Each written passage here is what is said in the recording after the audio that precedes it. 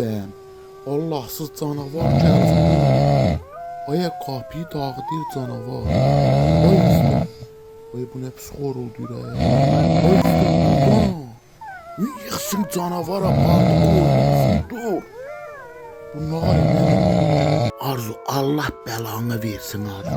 Ay Allah imamını yıxsın. Bu iti turguzamıram. Mən canavar dağıttı kapıyı. Apardı koyun kuzuyu. Mən bunu turguzamıram. Ay buna bak horuldur. Ay mən bunu verdim. Mən sana dedim bir çoban iti ver. Kuzuyu zad aparacaq. Verirsən bunu bu her akşam çir yatır bu. Bu nereme bu alkaştı. Kurtana sen de. Dur apardı kuzuyu. Yatır hele bu. Bunu turguzma olmayınca durum görüm gedim özüm satıp canavar kovalayayım. Görüm dişliyse deyileceğim o canavarları. Hiç ne demirəm Allah belanı verməsin. Ne arım hemen bunların elinden.